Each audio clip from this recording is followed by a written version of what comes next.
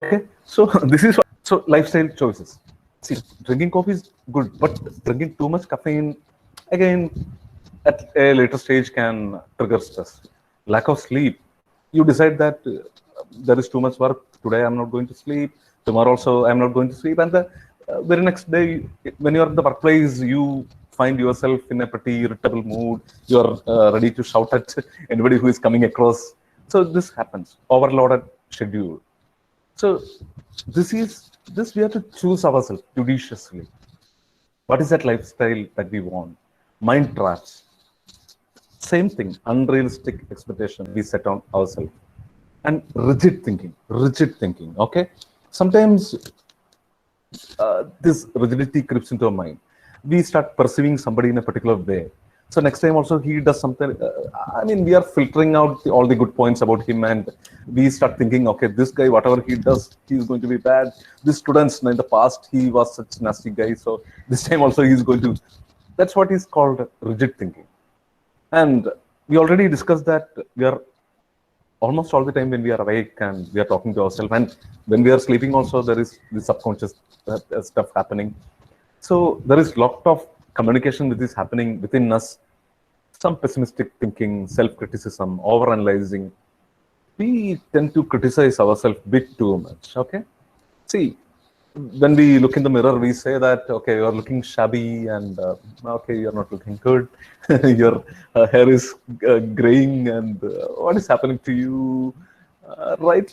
And you are looking fatter, and we tend to over criticize ourselves. And pessimistic thinking. Okay, when we start driving, we feel that somebody is something bad going to happen. Over analyzing. Sometimes there is this like paralysis by analysis. We are analyzing too much. We have too much data nowadays. We are unable to take the decision. Okay, and then there are unique personality traits, perfectionists, workaholics. Okay, I agree on what you said. So these are the internal stressor factor. And external, sometimes when we are ill, we are not healthy, we feel that we are not really productive. Then loss of job. We are having a contract job, and the next day we find that somebody permanent faculty has joined, and we end up losing our jobs. Then we are not sure what to do next day. How can I survive? My family is there, my parents are ill. And then change in financial status, change in responsibilities. All these factors contributed by the external environment, this can also lead to a lot of stress. And we engineers talk about this productivity. So this, we are just setting the context. Productivity is getting important things done in a consistent manner. It is getting the results you want with less time and effort. Okay. So like this is like American Psychological Association's like survey reports. So they say that in USA, more than 3/4 of adults report physical or emotional symptoms of stress. In India, also some similar things. I couldn't find. It means I'm not an expert in this area or anything. Already there are psychologists; they can definitely talk about this aspect. But like I think that there might be a lot of Indian stress. In America, they say 75% of the guys are stressed. Okay, and many guys. They say they could have done with a lot of emotional support if they perceive that they believe that if they had a lot of emotional support they could have done better. First thing first, recognizing that we create our most of our stress is the first step in managing it.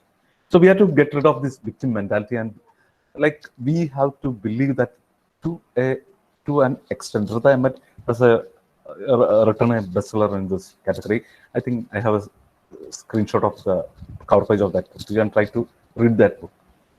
So many a time, the dread of doing a task often uses up more time and energy than doing the task itself. We faculty members might be pretty familiar with this. For example, I joined after my this PhD leave, and then the very next day I got accreditation coordinator's duty. Oh my goodness! Then I think that okay, this coming back to me again. I go home and share with my wife again. All this work is coming to me every time. I was to take a corner, then there is no piece of life, and this can happen. Sometimes the work is not that hectic. Still, the preparation is on. Then later in the meeting, our board of governors said that a lot of time is there to apply, because they think that nowadays the visits are going to happen, the NBA expert committee visits are going to happen sometime later. So they say you take more time and prepare. So sometimes the many of the things that we fear that can happen in life, it may not happen at all, at all. So dread of doing a task often uses more time and energy than doing the task itself. Okay. And wearing too many hats can be fun, but stressful. In the college, we might be NBA coordinator, ISO coordinator, staff advisor, and the KTU staff advisor itself can be pretty taxing. We all know. I think it will be the similar situation with our colleagues from the other states. And then in the family, like we have to parents to take care of, the kids are there, and we are trying to juggle between these things. And this can be also pretty stressful. And the only person without stress is a dead person. Sale is known as the father of stress research, and he says this. Okay, so some stress is natural. We have to live with it. We should find some ways to cope with it. There is nothing out of the world about having a bit of stress. Nothing bad about it. So stress is the body's response to any physical or emotional changes in life. Or some sudden change happen, we have this difficulty in adapting to situations. Whenever things are pretty normal, we come back to work, but we come to the office and then something different is happening. Then we get stressed up. Suddenly we find without internet connection, there is no power, and I have a class to handle. It's a different situation. Then that itself can trigger some sort of stress. And this response can release some sort of hormone adrenaline in the body. Okay. And this comes from our survival instinct, which I'll just share with you. Already the psychologists in the group might be knowing about all this thing, but for the benefit of others, I'll just talk about it for a couple of minutes. And there might be increase in heart rate, breathing and blood sugar levels, divert blood from our digestive system to muscles. And this was really intended for our survival. But this hangover, the flight and I'll skip this video. This is available on YouTube. You can watch it later. So whenever danger is perceived, amygdala in the brain instantly sends a distress signal to the hypothalamus. And hypothalamus communicates with the body through autonomic nervous system, which controls involuntary body functions such as breathing, blood pressure, heartbeat, etc.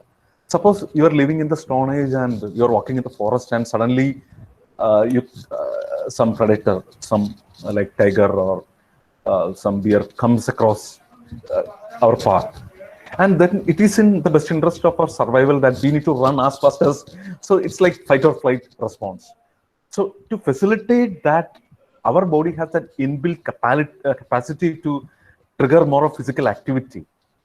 But many time in our life, due to our own thinking itself, all these things happen, and that is where we need to be really careful about this.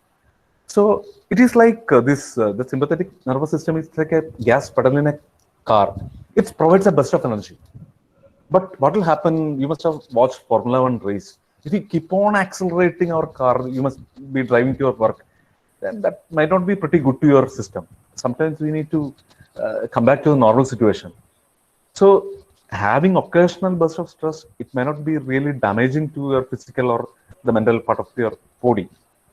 But having it on a continuous basis, you keep on pressing or accelerating pedal, and then that can be pretty dangerous. So, see, it's good in some way. Na? Sometimes, without even yourself aware, some danger comes, you're jumping away from the trajectory of a car. So that's a wonderful survival mechanism. But we should stop where it is required. We should not take it to all aspects of our life. So what can we do? Okay, what can we really do? So first thing is we should be aware that, many a time the real issue is somebody is having some disease. So stress is not a real disease, it's a issue sometimes, but we might not be really aware about the fact that we are stressed. We think that it's wrong with the people around. We might not be really aware about our issue. And you can look for some indicators. Generally, we do some experiment in the lab, or say my relative is doing sugar test. He's looking for an indicator, a change in color, and that indicates that the sugar level is above the required mark. So these are some of the indicators in this connection. Inability to concentrate or focus on work, trouble falling asleep or staying awake, you are not able to sleep the whole night, you are thinking too much about the day ahead or the month ahead, feeling overwhelmed. We perceive that we are unable to handle the things that are coming across. Memory issues, you're not able to remember. See, all this happen to in mild ways, but when it goes only beyond a threshold, only it becomes an issue. Don't think that I'm unable to sleep for a couple of hours and then I'm stressed. No, that may not be the case. Changing eating patterns, frequent headaches, getting sick often, these can be the indicators of this. Okay, so don't let the past blackmail your present to ruin a beautiful future. You can, this is a nice movie. He's a psychologist and Alibert is taking his help and all. Few of you must have watched it, others can watch it. I have a video clipping on the trailer, but again, due to want of time, I'll skip it. So don't let the past blackmail your present to ruin a beautiful future. So starting the day well, it is very important, very important. So your morning routine sets the tone for the rest of the day. Wake up early, make your bed, think and read something positive. Nowadays, when we start opening the newspapers, it is like reading a horror novel, a lot of issues. Maybe preferably you can start with something positive. If you can, I mean, a couple of pages of Bible, Gita, or anything you can win, or magic of thinking, build big, anything. So that will be slightly better. Exercise is a fantastic thing that you can do. Do it at least for 30 minutes in the morning, some jogging, some yoga, or anything that you want, which induce some level of physical activity. Eat a healthy breakfast. So starting the day well, that sets the complete tone of the day. That's pretty important thing. And rock, pebbles, and sand story, many of you must have heard it. I'll not repeat. It's also available in YouTube. The whole thing is about the process set. It's about prioritizing. It's about prioritizing. You fill the whole jar with, I mean, the smaller things first. You fill the life with all the things, unwanted things, and then you find that there is not enough space for the things that you really want. So we have to live a balanced life. Whatever it is, you have to, it's like we are juggling some glass balls. And there are some balls which you should not allow to fall down. Family, relationship. We sometimes focus too much on our profession, and we don't. Our kid is young and he wants to study, but we are not able to spend 1 hour with him in the evening. That time you have to find.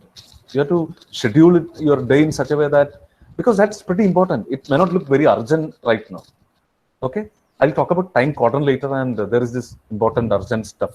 Okay, so prioritize the things in your life. That will definitely help you have a balanced life. This story I'll skip. Rocks, pebble, and take care of the rock first. The things that are really important, that really matter to you, which are critical to your long-term well-being and happiness. Make room for what is important. That is very important thing. And this is a nice video that you can listen to in the YouTube. It's a talk by William McRaven, a US Navy admiral, pretty famous video for others. He talks about one single philosophy. When you wake up in the morning, make your bed. Make your bed. So it is a small task which we are completing. It gives us a feeling that, okay, you have done this and you can do the rest of the bigger task ahead. Okay. So that is a good way to start your day. Some tips. Breathing exercises, pretty good. See, even listening to the breathing itself, when you're pretty agitated, when you're pretty tired, just listening, having some deep breaths and listening to breathe, that itself can be a pretty soothing exercise. There's a book by Shakti Gavin on creative visualization. Creative visualization is, I told you, always we are having some image flashing across your mind. And our mind is something very unique. It is like we are not really able to hold multiple images. It is like a projector. Mind is like a big movie projector which projects, keep on projecting some image. And many times we have this choice. We have this choice. So I'll tell you something like a law of substitution. Suppose you identify that you are in a pretty bad mood. How to identify it? Your feelings are a good indicator of. Sometimes, without any reason, we feel bad. No? It happens to all of us. That might indicate that for the past couple of hours, we have not been really thinking about something good. We might be thinking about something anxious, and we might be guilty about the past. So this book by Shakti Gavin says that, this creative visualization book says that, have some good slides, good images that you can flash across. What are the things that you enjoy most in your life?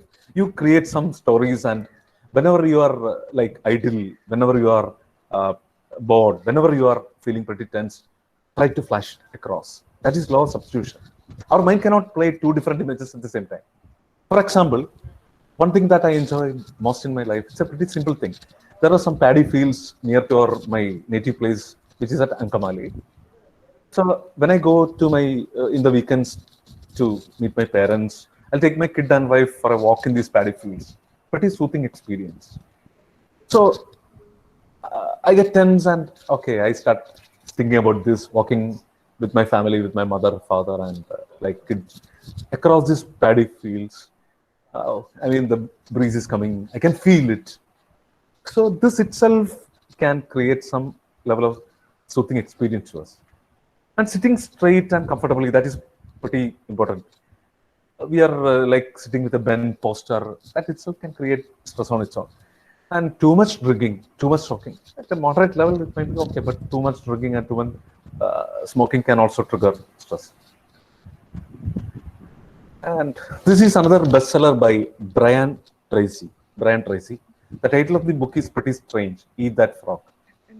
The frog represents the biggest, most important task in that day. Suppose we need to complete the COPO attainment calculation, and we are not sure about how to do this. This has been nagging your mind for a past couple of weeks. That is a frog. You need to do it next week. Next week, the IQAC audit is happening, and you need to do this, but you are not sure about how to do this. Take the friend of help of a friend and try to wrap it up. That's a frog. So a completed work can really energize you. An incomplete work can drains your energy. So if there is some bigger work, which is important also, if it is not important, just give it a skip. So if there is an important work that we need to accomplish, just wrap it up, and that can really energize you. Okay. Colored glass window. To this, we see the world through our own lens. That's a reality. The world is out there is pretty same. The physical world is almost same for all of us. But what we perceive in terms of the emotional things happening, that we are coloring with our own lens of perception. I'll just, to make the idea clear, I'll just share a interesting story. A young couple, they moved to Bangalore and they took a flat. They are working in IT field, and they're they took a new rented apartment. They're staying there. So one fine morning, the wife looked out of the window and she saw her neighbor. The neighbor has she has washed a cloth and she has put it outside so that it get dry. And the wife commented to her husband, "Oh, this lady outside the other flat, she don't know even how to wash the cloth properly. It looks so dirty. It looks so dirty." The very next day also the same thing continued. The wife looked out of the window and commented to her husband, "Okay, this lady does it again. The clothes are looking dirty again. Obviously, she don't know how to wash the clothes properly." And it kept on happening that way. One fine morning, it was different. The wife looked out of the glass window. Suddenly, the clothes all looked white and bright, very nice. And the lady exclaimed, now my neighbor, she has learned how to wash the cloth properly. And the husband said, today I just cleaned our windows. Our windows, it was so dusted, the glass windows were dusted, and I just removed it with the dirt with a wet cloth. And now the clothes are looking. So sometimes at least this happens in our life also, and you often see it happening to others. We perceive this emotional world through our own lens of perception. It has it has to do with our own years of conditioning. So don't get into the idea that always what you're thinking is right. That rigid thinking that may not help. Look for opportunities to improve. Look with others with some level of empathy. Like you think from other person's point of view. You stand in other person's shoes and think, okay, why they must be doing. They have a number of reasons for doing it. That can be pretty useful thing. And this is the book which I was talking about, The Power of Now by Eckhart Tolle. Very, very nice book. Bit philosophical, but you can give it a try. The all philosophy of this book is centered around a core idea that all of us, we only have this present moment to deal with. At any moment you take, we cannot deal with the past. We can learn from the past. That is a very different thing. We can learn from the past so that we can tackle our future better. But you cannot really change things in the past. Now that might not be really possible. And also there is nothing like great about being anxious about the future. So guilt about the past, anxiety about the future, you get rid of it. You focus on the present moment with all your might to tackle the present job with all your might, and you can feel your life changing. This is the core idea of this book. And he talks about many like strategies for achieving it. Many nice. It's more in terms of you must have read about many Zen philosophical. The idea of Zen philosophy is centered around the core premise that walk on the thin razor edge of the now, and then all problems in the life just disappear. If at this moment, if I'm just focusing on taking this talk and enjoying it, interacting with all my friends and participants, then I'm really happy to do this. But if I start thinking about in the afternoon, I have a meeting with my principal and HOD, and they may give some task. That's pretty futuristic thing. That will not help me right now. When it comes, I can deal with it. See, most often when things come, we are really equipped to deal with it. But we cannot deal with shadows. No? Past is a shadow. Future is not still there. We cannot really deal with it. We can have some set of tools and techniques. We can improve on skills, but deal with things happening now. That's pretty useful thing. This is what you said, right? Physical activity is a huge stress reliever. Exercise relief endorphin. That makes you feel good. Put in some music and dance around. Pair up with an exercise partner. So sometimes when we are doing it alone, it is nice to have somebody to like force us when we are not feeling like going out, and chatting with them, jogging, all this. Like partner can be your own spouse, it can be your friend, cycling with your friends. It gets into a habit. No? Go for a swimming. Swimming is a wonderful activity.